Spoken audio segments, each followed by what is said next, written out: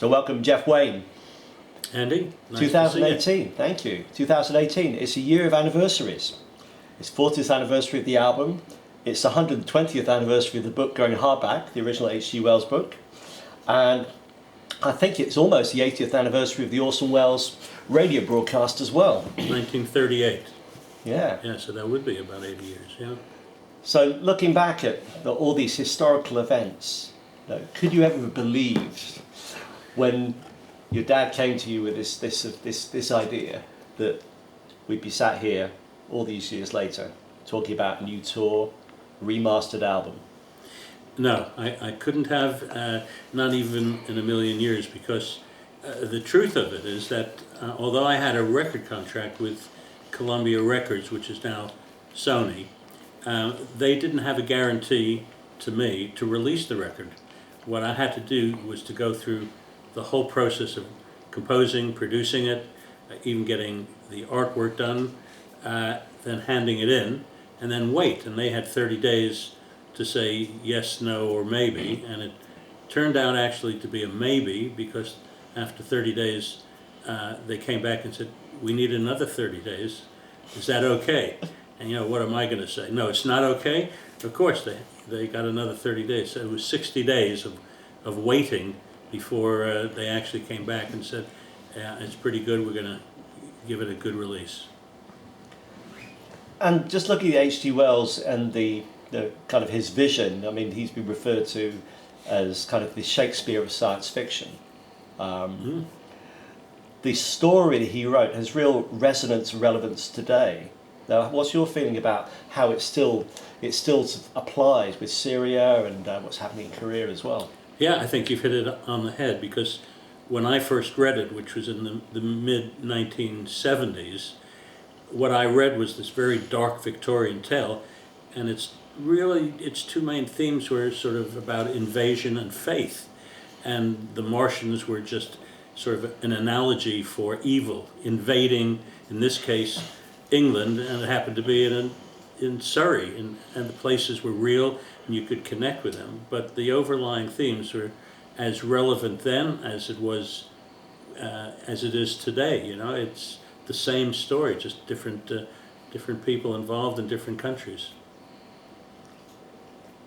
And if we look at what's happening in the immediate term, and we'll look back at past events a bit later on, you've got a tour being put together, starting at the end of November for the UK, and then running through I think, London on the 15th of December, and then finishing in Brighton. What could people expect on this tour that maybe came to previous tours? Well, anybody who has seen any of our previous tours will know I've never just taken it out of the box and do it the same way the next time around. I've always viewed it as a living work. I've been fortunate to be coming back quite a bit.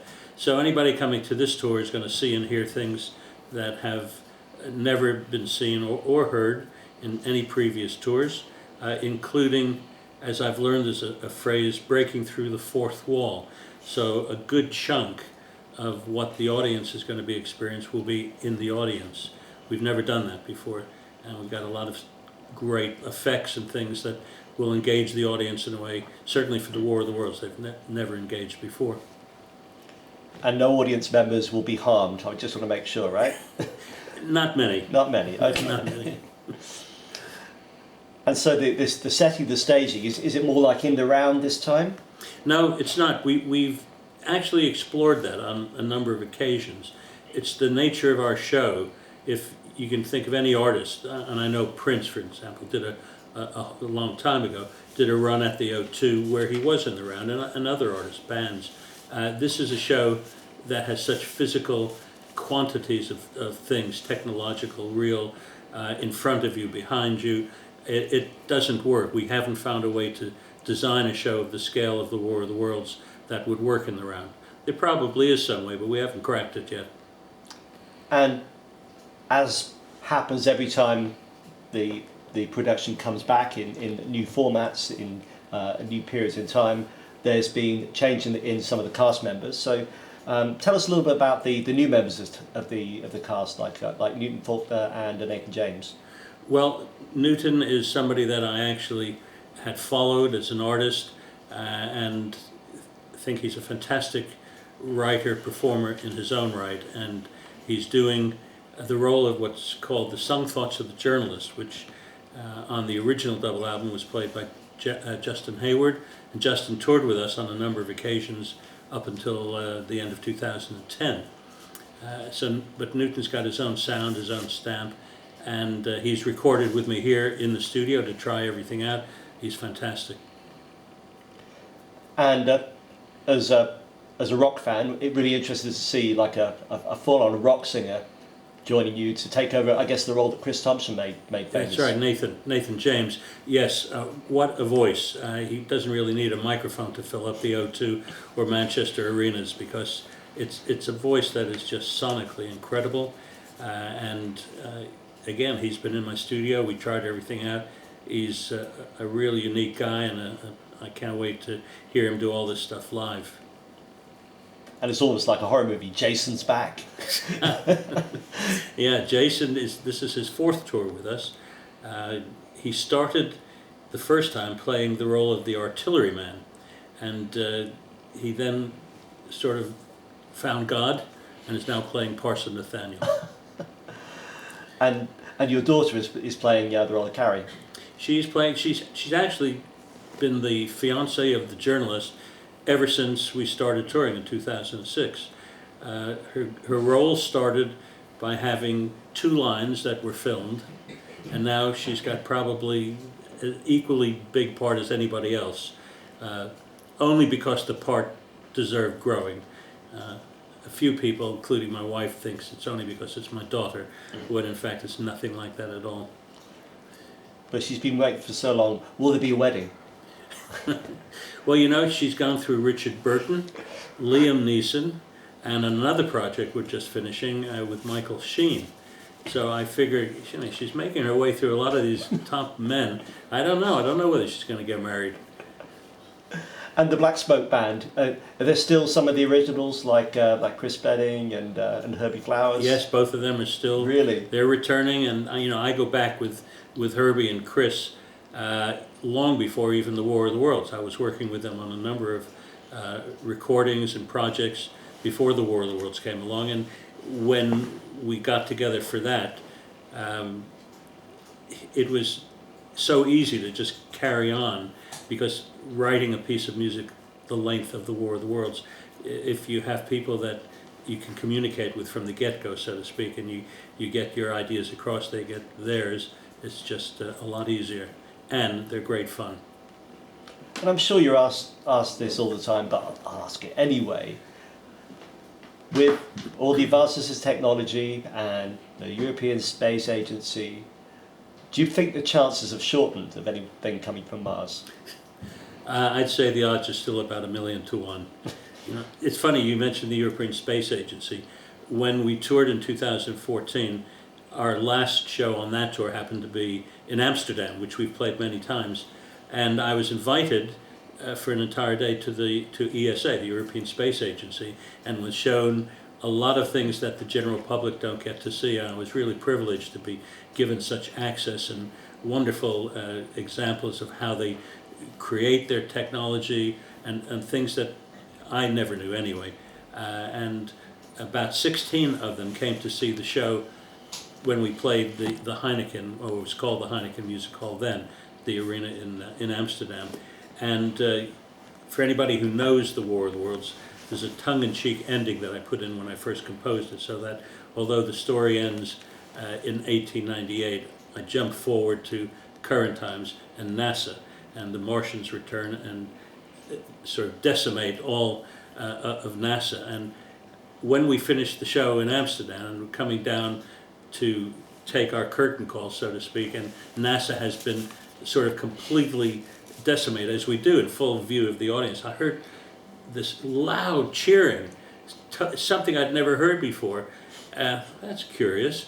And then they all came backstage afterward. We were having a drink and chatting, and they said, "We're glad it was NASA, not the European Space Agency, that got blown up."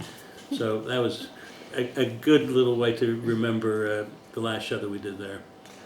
I was at an event at the weekend called Space Rocks, which combined music and discussion with some of the ESA guys there.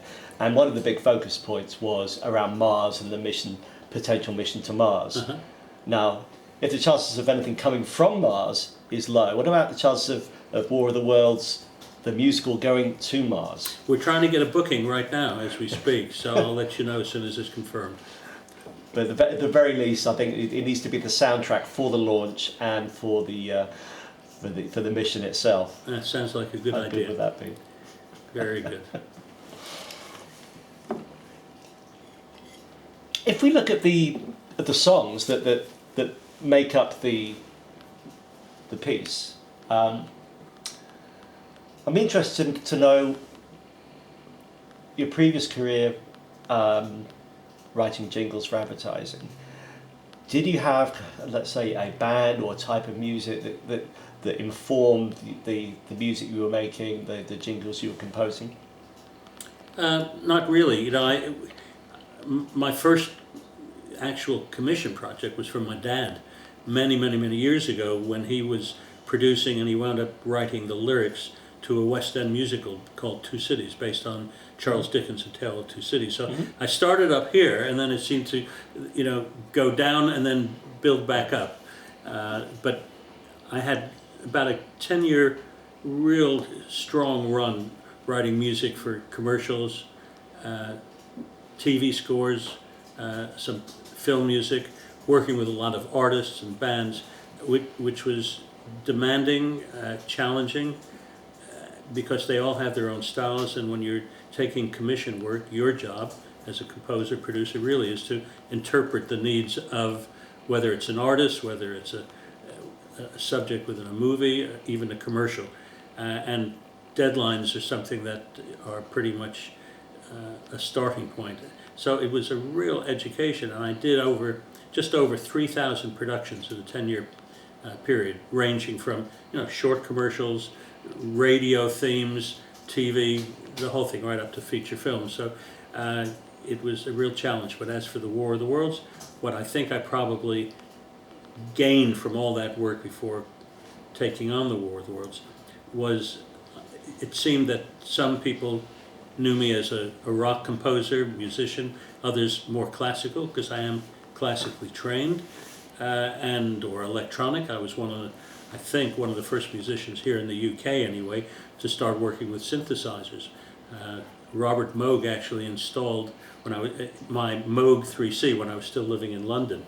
And so I would get calls from all over the place saying, can you do a piece of music for this, that, and the other? And it would be different styles almost every day. And coming to the War of the Worlds, I wasn't thinking of the style. I was just trying to interpret this incredible story by H.G. Wells. But I think it sort of got me picking all different styles that made it relevant for the story and putting it all together as one piece. What's interesting in retrospect, if you listen to some of the music you composed for jingles, like the Esso Tiger, that's got I saw a clip, someone had actually posted the music of that alongside some of the visuals from War of the Worlds, and there is kind of the resonance. It's kind of like with the use of synths, like you say. Yeah, and you know, I think you could listen to almost any composer, songwriter, and there should be, I think, if they have a distinctive sound about them or style, a thread throughout their careers. It doesn't mean you don't experiment and go off in different directions, but your soul is really what's generating what's coming out of you, no matter how you try to move on. So that doesn't surprise me. It was an unexpected campaign that lasted something like 14 years. One of those things you never would expect, because commercials are more usually, very quick turnarounds. Exactly. Yeah. And you went one better with War of the Worlds in terms of just the longevity of the whole piece. I was going to ask about kind of when your dad came up with the idea, and then the lyrics came from your mother, I believe. My stepmom, Yeah, Doreen, she was born in Hull, raised in Manchester, moved down to London and became an author in her own right and a journalist. And as a family, she took on the role of adapting the H.G. Wells story I worked with my dad as we were partners in the War of the Worlds. He worked with Doreen. He worked and brought in our team who did some brilliant paintings of the War of the Worlds, and the logo was created by a man named John Pasche, who my dad found. And I learned actually sometime after he completed the War of the Worlds, the logo of it is that he was actually the designer of the Rolling Stones' tongue. Yeah, and you know, I would never have associated John with the work that he did for the War of the Worlds, because it was so, and the painters that he brought in, the artists, and it was so sensitive to Victorian architecture, landscapes, and one or two other painters who were just very brilliant in sci-fi, that the way he put it all together was wonderful from our point of view. So I'm interested, so Forever Autumn as a song pre-existed the concept. Was it important that was that song the catalyst that made all the other music follow, or was it a case of you written some of the main themes and then you just found that song fitted? Yeah, it was more the latter of what you're saying there, Andy, because what had happened was, coming back to commercials of all things, I was commissioned to compose a piece of music for Lego toys. It wasn't a song, but I wound up working with two singers who are also lyricists that I've worked with many times, including writing eventually this song called Forever Autumn, which grew out of the Lego commercial. So jumping forward to when I'm now writing and planning out the War of the Worlds, I came to this moment in the story about, I guess, 3/4 of the way through the first half, and the story has the main character, the journalist. Now, he's survived this Martian invasion some 6 years earlier, and he's now recounting his story of survival for his newspaper. And in the story, we learn that his fiancée, Carrie, and her father, who are living in London, he's living in Woking, near Horsell Common, and he's seeing this alien invasion expand, because that's where the Martians first land. Their first cylinder lands on Horsell Common. So he makes his way to London to get to Carrie and her father's house, and discovers they're not there. And it's this sudden feeling of loss and helplessness. And he doesn't know where they are. He's going to keep looking for them. But at that moment, he's heartbroken. And the song Forever Autumn, particularly the lyrics, Because You're Not Here, it just lent itself to being placed in the War of the Worlds. But I kept fighting it. I kept saying, no, everything else is 100% composed for the War of the Worlds. I'm going to try to write something that still expresses that feeling, but with a completely new song. And I would try, and I kept coming back and saying to myself, why are you fighting this? It's the perfect song. Just put the damn thing in, and that's it. And I did. And we're really glad you did. Thank you. So, War of the Worlds, I mean, it's kind of a bit like Mike Oldfield and Tubular Bells. If you say War of the Worlds, the name Jeff Wayne just springs the front and centre. Is it frustrating that that will be kind of the one work that you're always associated with? I'm not bothered by it at all. You know, if you get fortunate to have something that really has resonated, around the world in such a measured way, it's remarkable. I'm proud of it. I'm always going to be proud of it. Not just because I composed and produced it, but all the people of it that were not the musicians, the artists, everybody involved were amazing to work with. And so when I look back now, 40 years, I think, my goodness, it's really held up, and still going strong. In fact, if not stronger than when we started. So no, I'm happy with that. I can live with that. And am I right, do you still retain the musical rights for the concept from the H.G. Wells estate? Yeah. Well, the background to the rights is that until about a year and a half or so ago, all the H.G. Wells rights, H.G.'s son Frank sold those rights to my dad and I. Everything, with the exception of the feature film rights and the original book publication rights. So it wasn't just everything that we created that created its own set of rights, the music rights, performance rights, you name it. H.G. Wells rights were part of what, or how we started. And it was in 1946 that H.G. Wells passed away. So the clock starts ticking of how many years do you have after that, and in the UK it's 70 years. So from August 1916, I guess it would be, the rights fell into the public domain of HG's work. Everything that I've created or that's related to my musical version, the paintings, you know, not just the music, that still remains and will remain until 70 years after I snuff it. So in a way, you had kind of a responsibility until very recently for curating that part of H.G. Wells' legacy. Were there ever any sort of requests from people to license the story for uses you thought weren't appropriate and you had to reject them?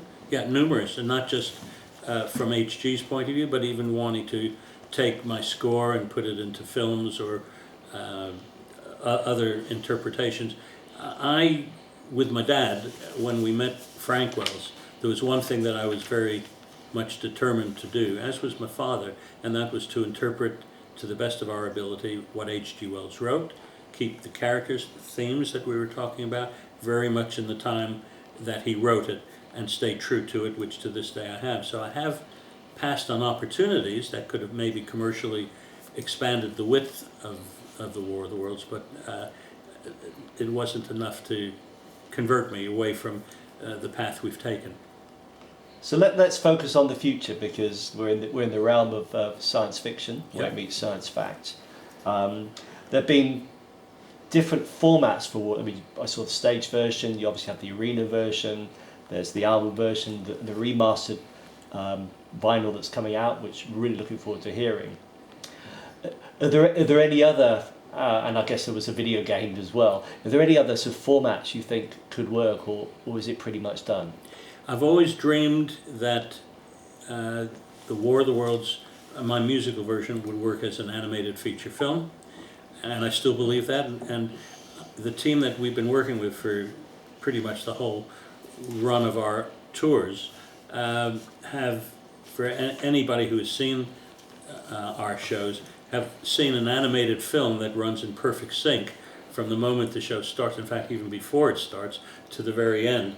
And we actually have this animated film running from the start to the finish. Yeah. So every time we finish a tour, we say, okay, let's get back to the actual feature film version, and then another tour or something else comes along that takes us away. So we're doing it in sort of bits and pieces, but it's very much developed in our ideas, our understanding of how we'd want it to look and to sound. So I hope we'll get there with it. And I remember reading, and I don't think it was related to an HG story, but you had the thought about doing a ballet score, like with Matisse, something like that? It was very close, and again, a couple of tours came along with, at a period when the writer and our choreographer were waiting and waiting for me, and it was actually called Matisse versus Picasso. And my concept musically was that it was almost like a remix, a club remix. Their styles, they knew each other, but their styles of painting was very much, they had their own styles that they were protective of, and I saw it more as two guys who knew each other, but also were competitive with each other. So it was flicking back and forth between the two of them. Their art is amazing, so there was a lot of, and remains, a wonderful opportunity for any composer to turn it into, whether it's a ballet or any other piece of performance. So where is that in its gestation?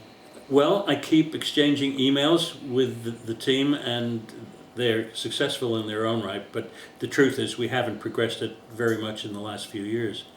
I actually never thought in 2006 that I'd be still working on tours in 2018. In fact, the very first booking wasn't even as a tour.